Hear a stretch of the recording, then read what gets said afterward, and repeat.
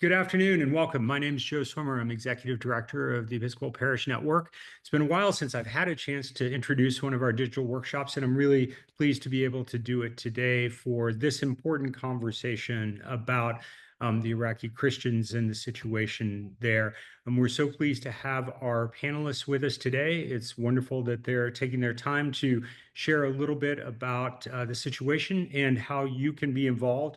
We're looking forward to welcoming you to other digital workshops in the coming weeks. Take a look at our website, episcopalparishes.org, for I think there's about 10 that are scheduled as of now. Very much looking forward to welcoming you to the next session that you're able to join us with.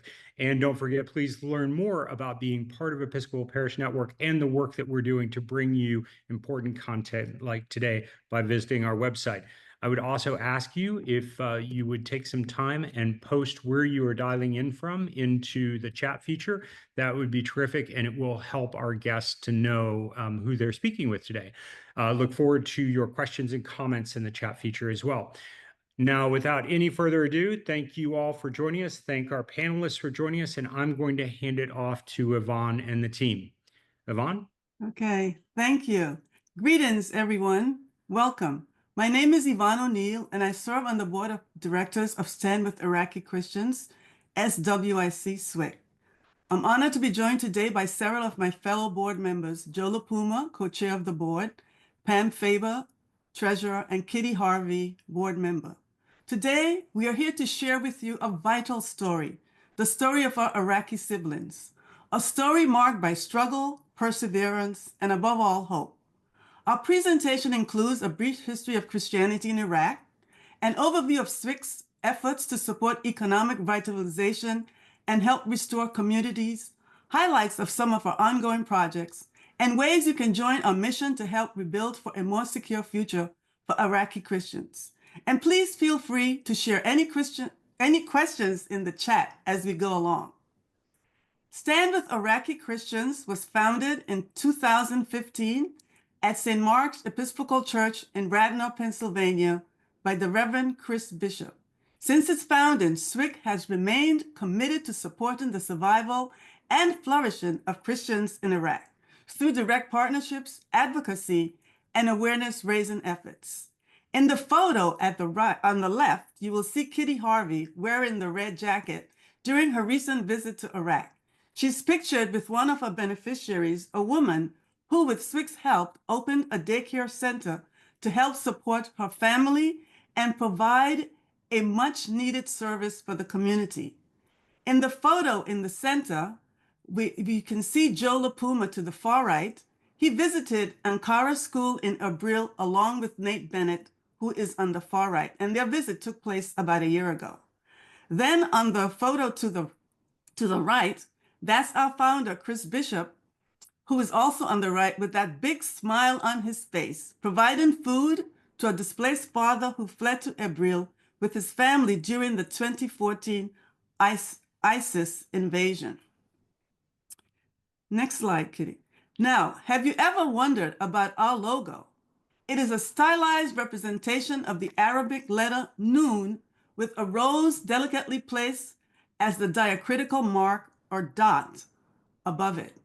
The rose symbolizes Mary, a revered figure in both Christianity and Islam. The letter Nun was used by ISIS to mark Christians as Nazarenes, targeting their homes and businesses with persecution. But instead of being defeated by this symbol, Iraqi Christians reclaimed it. They turned Nun into a badge of courage, a rallying cry for survival, resilience, and hope. Now, before we delve deeper into today's presentation, let me offer just a brief historical context. Before the war with ISIS, Iraq was home to more than 1.5 million Christians, a community that, while facing many challenges, lived with a degree of protection under the regime of Saddam Hussein. Tragically, today, that number has dwindled to approximately 150,000 Christians, many displaced, but resilient and hopeful. So I now turn it over to Joe LaPuma, who, along with Kitty Harvey, will share a more detailed overview of the history and current situation of Christianity in Iraq. Joe, you have the floor. Thank you, Yvonne. Now, what makes Iraq so special to Christianity is its rich biblical history, which many of us in the West really don't know much about, and nor did I before joining SWIC. But so many events in the Bible occurred in Iraq. Iraq is part of what was the ancient Mesopotamian civilization. Mesopotamia means the land between the rivers, referring to the Tigris and the Euphrates. The ancient empires of Sumeria, Assyria, and the Babylonian Empire were all located here. Now, for context, modern-day Iraq, Iran, Kuwait, Syria, and Turkey comprise the Babylonian Empire. Now, for starters, the Garden of Eden is largely believed to have been located in southern Iraq. In the book of Genesis, a river flowing from Eden, which then branched into 4 rivers, 2 of which are the Tigris and the Euphrates. Now, for we Christians, it doesn't go much further back than that. Next, Iraq is the birthplace of Abraham. Born in the ancient biblical city of Ur in southern Iraq, Abraham's journey began there, and it ascended north through Nineveh, where SWIC does most of its work, around that Fertile Crescent, and down into Israel. Next, Jonah and the Whale, one of the most beautiful books of the Old Testament. If you know the story, God wanted Jonah to warn the Ninevites, which Jonah resisted, but God had a plan. They repented and were saved.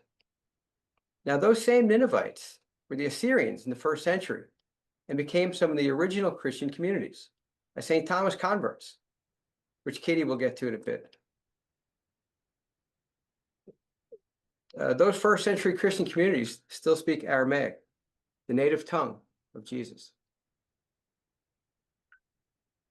The exiles of Jewish communities occurred in Iraq. The Assyrian captivity in 722 BC, which was the northern kingdom of Israel, and that refers to the 10 lost tribes. Also, the Babylonian captivity, 597 BC, was the southern kingdom of Israel.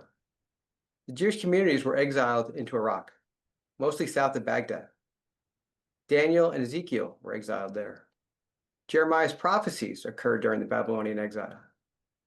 These are all critical and significant events that formed and shaped our understanding of who God is and his love for us.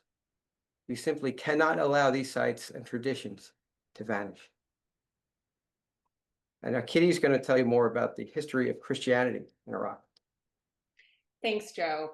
And so Christianity actually has very deep roots in Mesopotamia.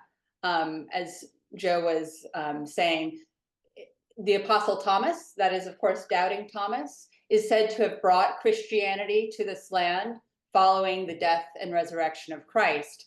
And I have this map up to show you that this was a land beyond the Roman Empire. And that's really the legacy of the Iraqi Christians, that their practices developed beyond the reach of the Roman Empire and indeed beyond the reach of Western influence. And I think that accounts for why we today in the West, why we know so little about the Christians of Iraq, because they really developed beyond the Western tradition. You know, despite the fact that the Iraqi Christians are about as ancient a Christian community as it gets, again, going back to the 1st century. Moving forward to the year 410, the Christians of Mesopotamia were still living at that time under Persian rulers. In 410 AD, the Persians allowed the Christians to organize themselves into a united church, which was seated at the Persian capital of Seleucia Ctesiphon, which is just south of modern-day Baghdad. The Christians united themselves into a church that they called the Church of the East. And this was separate and independent of what they called the Church of the West, which of course was the church in the Roman Empire and then the Byzantine Empire. The Church of the East had its own rites and practices, and it also had its own liturgical language, which was and is Syriac, as Joe was just saying. Syriac is a dialect of the Aramaic language, which is, of course, the language that Christ himself spoke. And in fact, Syriac remains not only the liturgical language for Iraqi Christians, but it is also the mother tongue for many Christians even today living in Iraq. And what that means is that the language that Christ spoke, Aramaic, is still wonderfully a living language in Iraq. Moving forward again, the Arab Muslims conquered Mesopotamia in 744 AD, and from that time to the present, the Christians of this land have found themselves living under Muslim rulers. In those early years of Islam, some Muslim rulers were tolerant, and some were less so. But still, Christians made important contributions during this period, particularly in the fields of medicine and in philosophy, and also particularly in sort of the translation of knowledge, helping in the process of translating knowledge from Greek into Syriac and then into Arabic. And also, perhaps surprisingly, the Church of the East continued to expand in the early Islamic period. The church was prohibited from proselytizing or converting Muslims, but they were given a freer hand further afield. And so the Church of the East actually had sort of a missionary zeal, and it sent missionaries throughout Central Asia and into India and even into China, and Christianity was established throughout this region. The church expanded and flourished through the 13th century, and then tragically, it was basically eradicated throughout these lands by the conqueror and ruler Tamerlane. Tamerlane zealously opposed any religion other than Islam, and so the Church of the East, and indeed Christianity itself, was suppressed and basically snuffed out throughout Asia and even in its homeland of Mesopotamia. The church retreated to the protection of the Kurdish mountains in what is today northern Iraq, southeastern Turkey, and northwestern Iran. And so the Church of the East survived, albeit in a severely diminished form. But there still exist wonderful and important Christian sites in this area, particularly this area in and around Mosul in northern Iraq. And this is just one, the monastery of Marmati, which is outside of Mosul. And Joe last year on his trip to Iraq, which Yvonne mentioned, had the opportunity to visit Marmati. And so I'm going to turn it over to Joe, back over to Joe for a moment. Thank you, Kitty. So yeah, Marmati is a 4th century monastery. It's about 40 miles northeast of Mosul, which is the capital of Nineveh. Marmati means Saint Matthew, not the Apostle Saint Matthew. It's the 4th century Syrian monk who's fleeing persecution from the Roman Emperor Julian the Apostate. Now keep in mind, this is just 50 years after the Emperor Constantine had made Christianity the official religion of the Roman Empire. So you can see, even back then, Christianity was very tenuous in the region. Unfortunately, Julian was not successful.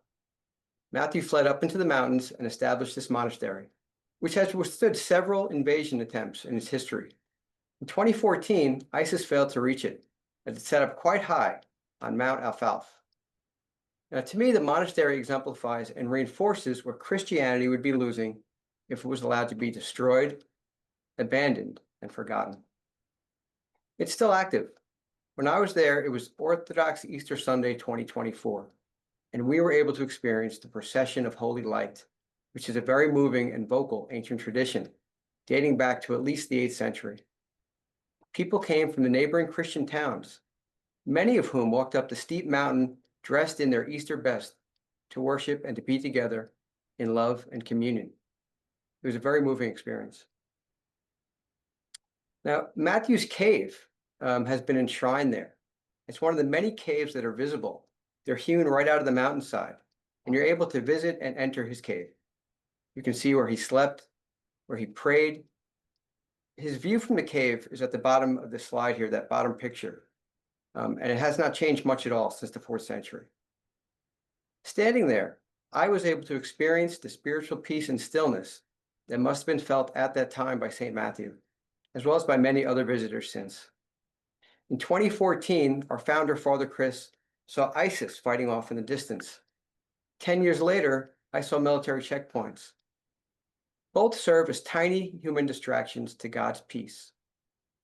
Seeing the countryside in that perspective, God's majestic landscape, peppered with our petty human conflicts, serve to ensure that all of these distractions are temporary, and what's real and true is all that is God's creation. I felt very strongly that if we stay true to what is real and what is loving and kind, then our mission will be successful. Kitty, thank you for letting me share that. Thanks, Joe. And just a few more ancient sites in northern Iraq. Here's the Church of St. Thomas in Mosul. And this is dedicated to St. Thomas the Apostle, as I mentioned. St. Thomas brought Christianity to Iraq, or is at least said to have brought Christianity to Iraq. And this church is located at the site where Thomas was purported to have stayed in while he was in Mosul. And it is said that a church has been at this location since the time of St. Thomas. The existing structure dates to the 13th century. And just two more, there are many monasteries, but two more magnificent monasteries in northern Iraq, that of Rabban Hormuz, St. Hormuz, and Mar Behnam. And just to point out there again, you see Joe and our colleague Nate. And also just to point out, you can see the sign above their heads, of course in English, and then above that in Arabic, and then above that in Syriac or Aramaic, again, the language that Christ spoke, which is again this wonderful tie, or this wonderful feature of the Iraqi Christians is tied back to Christ. And of course, we are talking to a group of Episcopalians, and we ourselves at SWIC are mostly Episcopalians. So I would be remiss if I didn't mention that there is, in fact, an Anglican church in Iraq, in Baghdad. This is the only Anglican church in Iraq. It is in downtown Baghdad. It's actually right next to the Baghdad Provincial Council. I have had the opportunity to worship there. It is a thriving church. The congregation is Iraqi. They are not Anglican. I can almost guarantee you that they are Chaldean Catholic, but they worship. They live in the neighborhood of the church, and so they feel very attached to this church. On the right, you can see Bishop Sean Semple. He is the bishop of the Anglican Diocese of Cyprus and the Gulf, to which St. George's belongs. He is seated in Cyprus, but he travels throughout the diocese, and you can see him here at St. George's. And so returning to the more recent history now of the Christians of Iraq, and to the very unfortunate suffering that they experienced, very much so in the 20th century and also now in the early 21st century, there's been considerable hardship. And I want to point out before moving forward that by the 19th century, the Christians of Iraq had divided themselves basically into two groups, Assyrians and Chaldeans. And both groups are the heirs of the Church of the East, which had, as I said, retreated to the Kurdish mountains. The Chaldeans, who are the more numerous of the two groups, they came into communion with the Catholic Church. They continue to practice their own distinctive East Syriac rite, so they have their own distinctive way of practicing, but they are now Catholics, and their church is now typically referred to as the Chaldean Catholic Church. Chaldeans have been concentrated in northern Iraq. However, in comparison to the Assyrians, they're sort of more integrated into sort of mainstream Iraqi society and speak Arabic and kind of consider themselves more integrated into their milieu. By contrast, the Assyrians, who before World War I were more concentrated in southeastern Turkey and northwestern Iran, they have considered themselves sort of more separate from the wider society. They proudly consider themselves to be Assyrian nationalists, the heirs of the ancient Assyrian Empire, and they still very proudly speak Aramaic. That is their mother tongue even today. And so again, it is these Christians, the Assyrians, who today speak the language that Christ spoke. In any case, the Assyrians, who were concentrated in Turkey and Iran, they suffered a true Holocaust during World War I at the hands of the Ottoman Turks. They were the victims of the so-called Assyrian genocide, which occurred simultaneously to the Armenian genocide. Of the then 150,000 or so Assyrians who lived in Turkey and Iran, about half, or maybe a little bit more than half, 50 to 60%, lost their lives during World War I in what was effectively the ethnic cleansing of that area. The refugees of that genocide wound up in Iraq, and so today northern Iraq is where they are concentrated. And then catastrophe upon catastrophe, these same Assyrian refugees experienced a horrendous massacre at the birth of the modern Iraqi state at the hands of the then Iraqi authorities. Fast forwarding to more recent times, during the period of the Iraq War, 2003 to 2011, Christians were sometimes targeted during that war, but more often than not, they just simply fled as Iraq descended into violent conflict between Sunnis and Shia. And then in 2014, when ISIS took over the city of Mosul, and indeed took over a third of the entire country, the Christians were directly targeted. The Christians of the Nineveh Plains, which are the plains outside of the city of Mosul, they fled as ISIS took over their villages and destroyed their homes and their livelihoods. They fled into Kurdistan, Iraqi Kurdistan, and even further afield. And it is these Christians that we at SWIC now seek to help. These Christians who fled ISIS, who fled their homes on the Nineveh Plains, and who have now returned or are thinking about returning, we seek to help them rebuild their homes and their villages and their livelihoods so that they can restore their community, so that they can again thrive in their ancient homeland. And to tell you about how we do that and about our programs, I'm going to be turning it back over to Joe and also to Pam. And first off to Joe. Thank you, Kitty. So yeah, as you can tell, it's been a long history of suffering for the Christians here. And I want to talk about the largest Christian community where SWIC funds most of its projects. It's called Karakash. 65,000 Christians resided there before the ISIS invasion. And it's a significant city. It has 11 churches, a cathedral, a monastery, and a convent. During the ISIS invasion, 100% of the churches were damaged by ISIS. 60% of the homes were destroyed. Others were burned and vandalized. Businesses were looted. Water wells were poisoned by ISIS, even as they retreated from Nineveh in 2017. So less than 30,000 Christians returned. With our help, those who returned have been able to rebuild their communities, restart their livelihoods, and resume life with their families. We aim to bring back more. More importantly, create communities that will help keep their children there to thrive.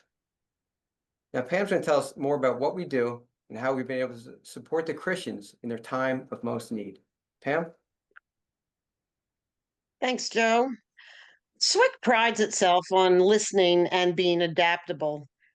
This is evident from how the focus of our priorities has changed from the relief for internally displaced persons in 2015 and 2016 to digging wells and school construction in 2017 and 2018 to now our current livelihood development programs.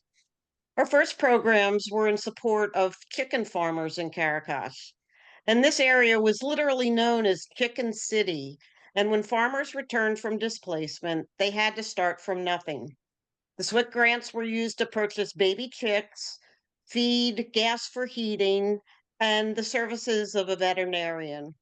Since 2019, we have funded 28 chicken farms and 6 sheep farms. And this initial funding has allowed these farmers to use the profits from the sale of their livestock to purchase additional livestock and keep their farms running. In 2022, we added our small business initiative to the Family Farm Initiative so that we could help support small family businesses as well. As you can see, we have funded 47 small businesses since 2019, and all are still functioning. The types of businesses vary. We've funded sweet shops and bakeries, hair salons and barbershops, auto repair shops, blacksmiths, tailors, restaurants, house painters and roofers, food markets, print shops, clinics, and even a sculptor.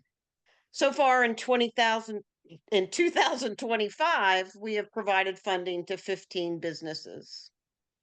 Our goals for these programs is to establish sustainable employment and income for men, women, and youth in the Nineveh Plains.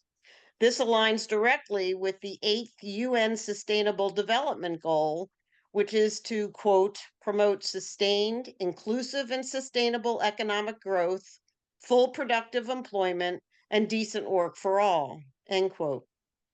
Our process for these programs is straightforward.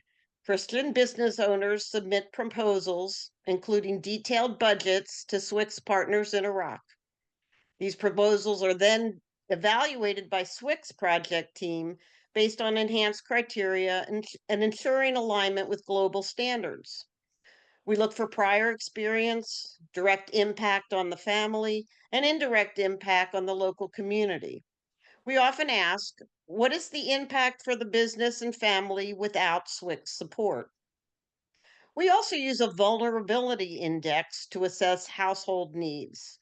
This index considers factors such as single breadwinners, presence of children, elders, or individuals with disabilities, and the employment status of the head of the household.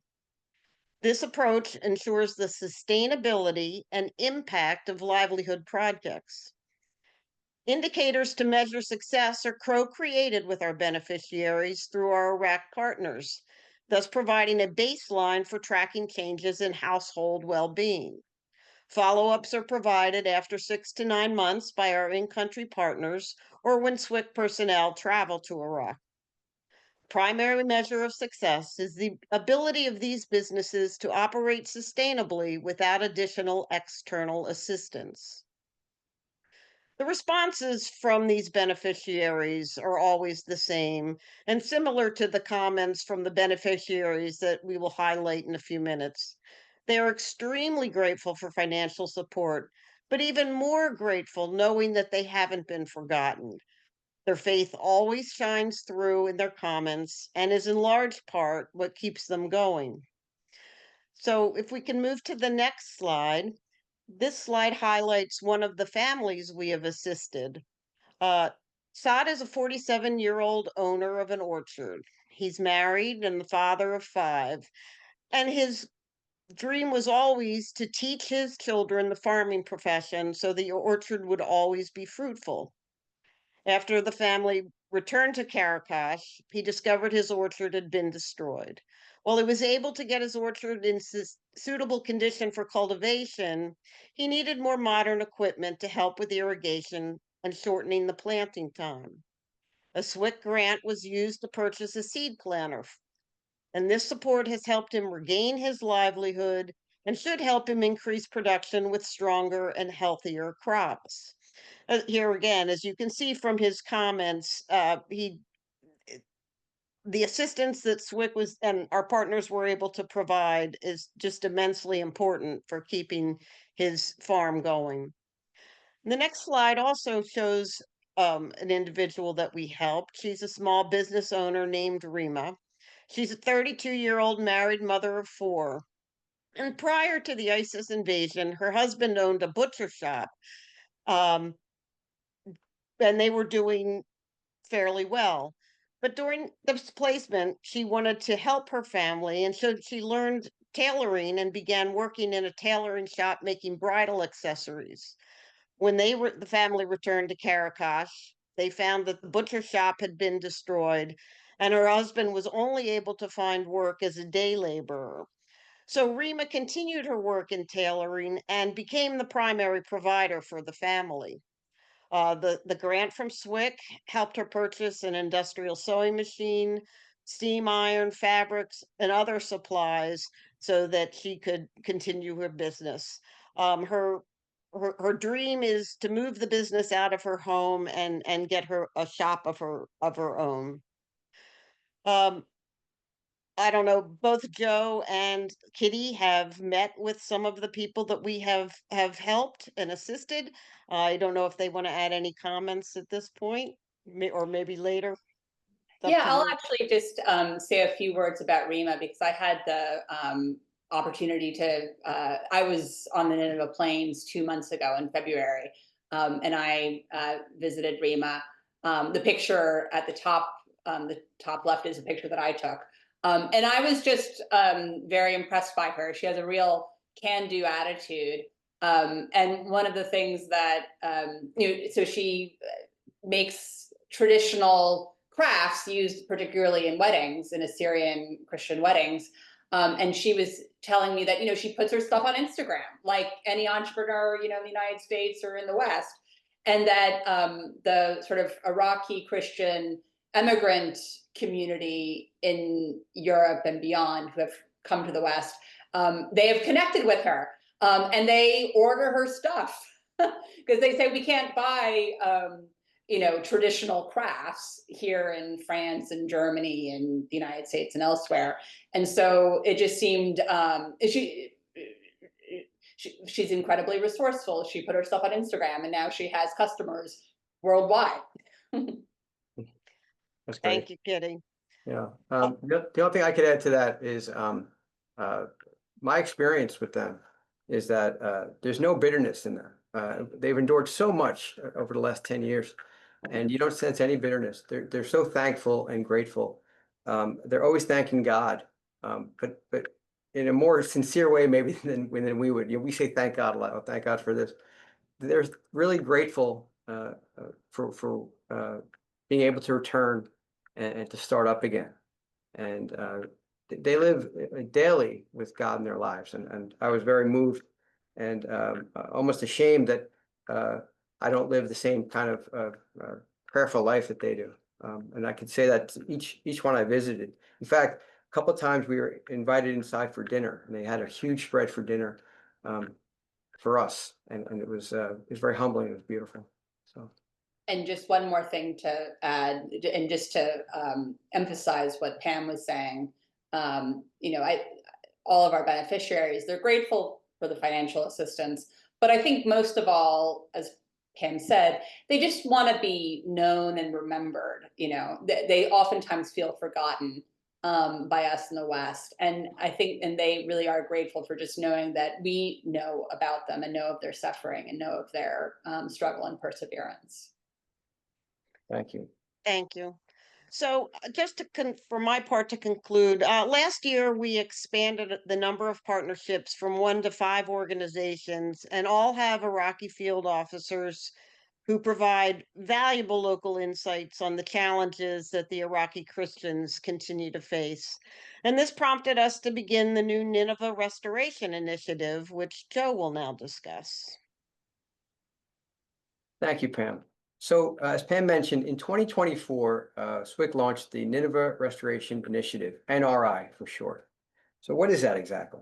Well, in 2024, we performed a needs assessment survey in Karakash, and I was fortunate to participate in part of that. We interviewed community leaders, elected officials, family business owners, students, and other impacted stakeholders. The needs of the community can change rather quickly based upon political, social, and environmental conditions that arise. So what did we find out from the survey? Well, the families there want to be heard. They want a better future for their children. They want employment opportunities and a better quality of life. They want to be able to live peacefully in a loving community and free to serve and worship God as Christians. So how will SWIC help support this NRI effort? And when we say NRI, we're talking about deeper community effort that's going to spur employment and help the community in a deeper way, and especially help the youth there that they're looking for employment. So how will we do that? Well, firstly, agricultural training. Iraq recently endured a 3-year drought that ended last year and led to increased groundwater salinity.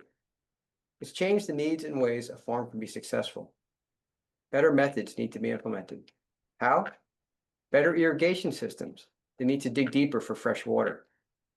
Energy efficiency. Solar power has become a game changer for those who can obtain it, and with our help, they can afford it. Cultivating more climate-resistant crops, for instance. I also read a recent and fascinating article in the New York Times about an initiative to breed more climate-resistant chickens in the Mideast to combat climate change. All of this requires information distribution and training to implement these methods. And SWIC, with its on-the-ground partners, is committed to making this happen for the Christian communities in Iraq. Another way will be youth and women empowerment.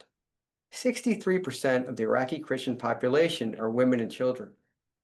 Women are becoming the new head of household for many families. Children and babies fled ISIS with their families in 2014. They are now young adults that have graduated. They need to find employment. SWIC is seeking more industry-driven projects focused on employment. The development and implementation of call centers, IT training, textile manufacturing, resource production such as olive oil are all examples of industry-driven projects aimed at creating jobs. We're also focused on educational projects. SWIC is committed to a new program of providing scholarships for children.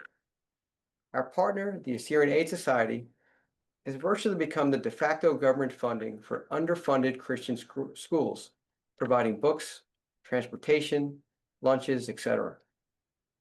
Also, many of these Christian schools are not getting funds promised by the government for larger items like building repairs. SWIC is seeking ways to improve and repair Christian schools that are not receiving government funding with the help of other NGOs in the area. These are examples of larger scale projects that the NRI will be focused on, while still providing funding for our core farm and small business grant programs.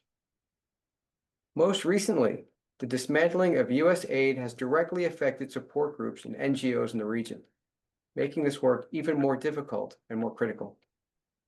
Now, I want to briefly show you two of the NRI-related projects that SWIC has recently funded. This is an educational expansion center. David and his family fled to Lebanon during the 2014 ISIS invasion. David was 19 years old at the time.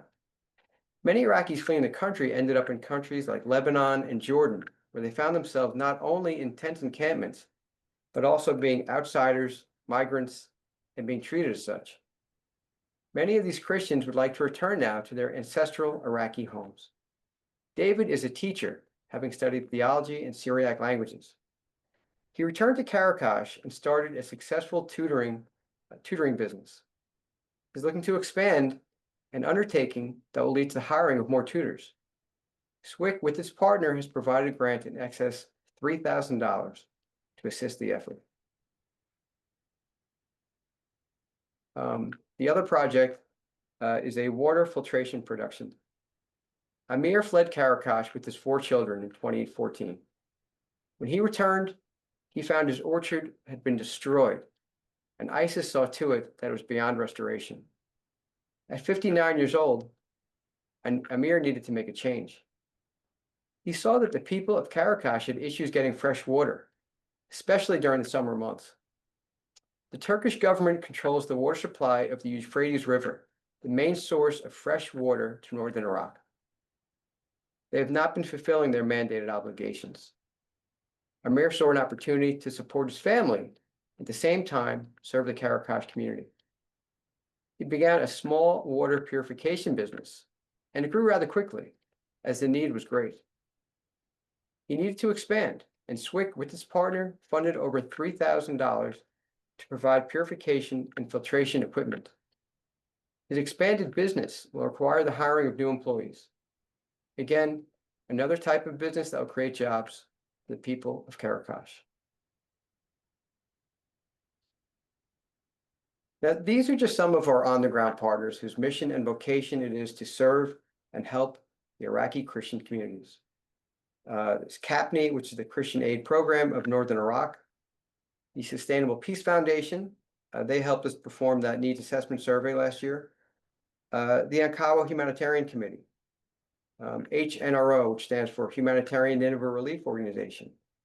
The Assyrian Aid Society, who I mentioned before. And finally, the Shlama Foundation. Shlama means peace. They were an on-the-ground funding source of U.S. aid, furloughed virtually overnight.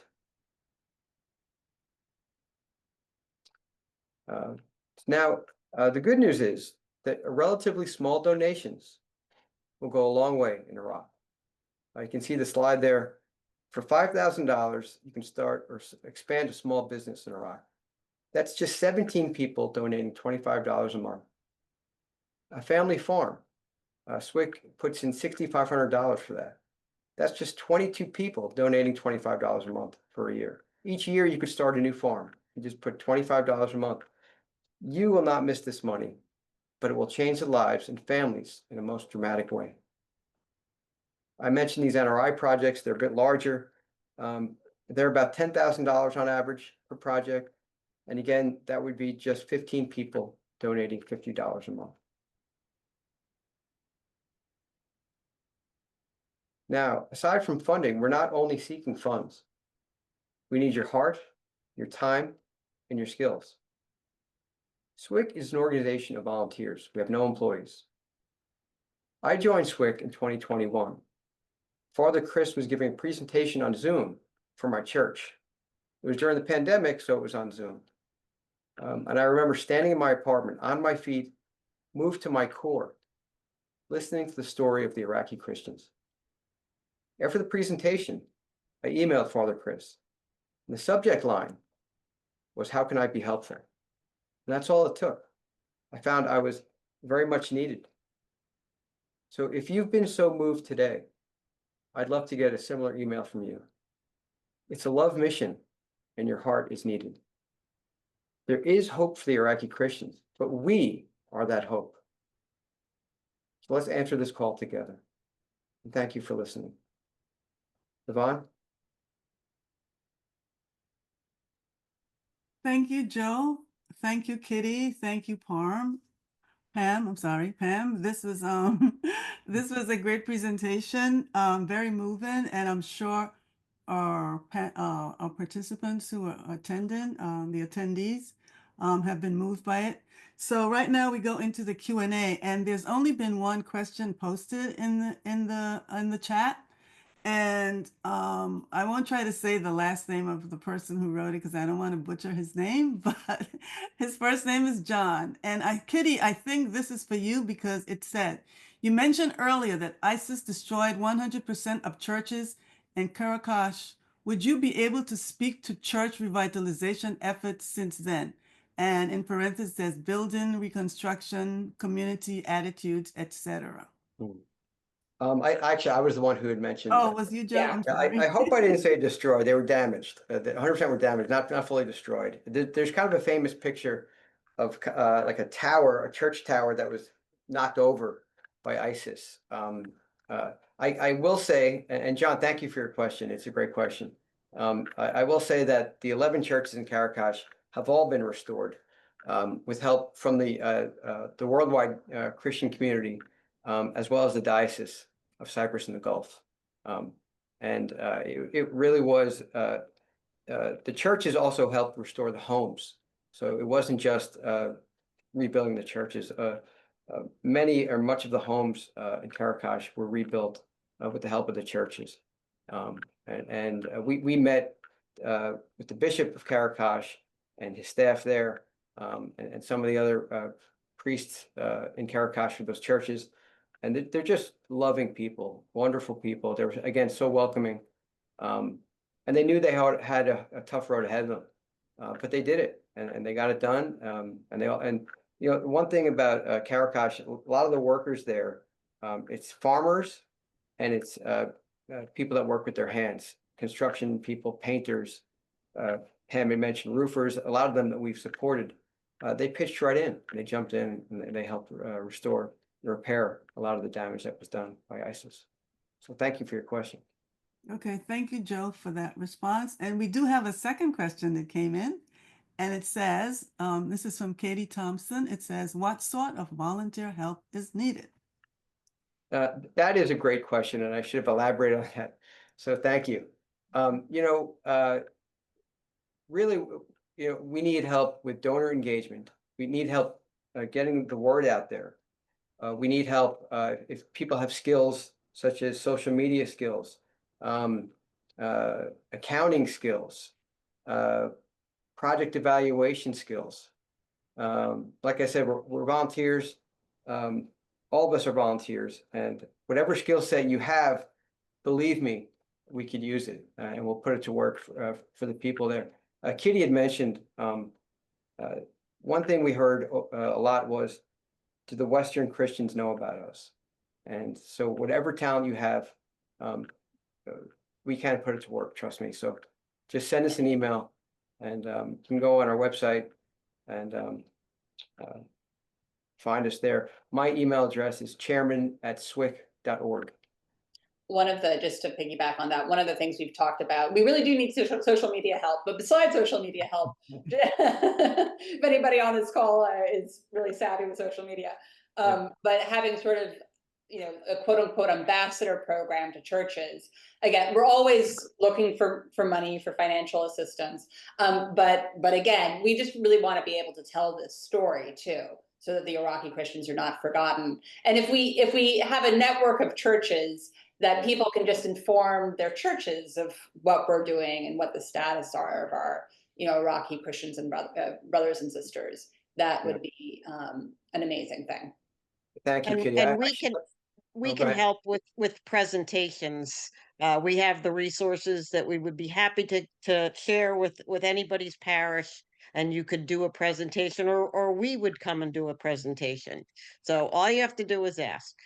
That's right. That's right. And I do want to mention the ambassador program that Kitty brought up. The ambassador would basically be a point person, a contact person for your church, for your community, that would help us stay in the hearts and minds of your communities. And we would do that, like you said, if you could organize for us or help coordinate the presentation that we would give at your church, that would be so helpful. I see a lot more questions popping in. Okay, wow. Let me just see here. So we have well, it's a comment. It seems to be a comment. It's from Cordelia Moyes. She said that Father David Peck, rector of St. James, Lancaster, PA, is happy to follow up. I know some social media helpers and thoughts about contemplative prayer connections and youth and young adult connections. Oh, that sounds great. That would be wonderful. Okay. Yeah. Is there another question? Another skill set we're looking for is grant writing. If anybody has grant writing capabilities or skills, that would be a big one as well. Okay, thanks. And then there is something else. It says from Galen McWilliams, are you all aware of the George Lamza? Oops, wait, it moved. The translation of the Bible from the Aramaic language, and I'm not aware of it. Actually, that's new. Okay. He said he was from this region. I'm pretty sure it's considered a great translation, done more than 50 years ago, I believe. Thank you. So I don't see any more. Let me see, Kate. Thank you, Joe. Your email. Okay. So Chairman, yes. So anyway, since there are no more questions, we thank everyone. We are very grateful for your presence today and for your solidarity with the Christian community in Iraq. Together, through learning, sharing, and action, we all stand with them. So thank you very much for joining us today. Thank you, everyone. Thank you. Thank you.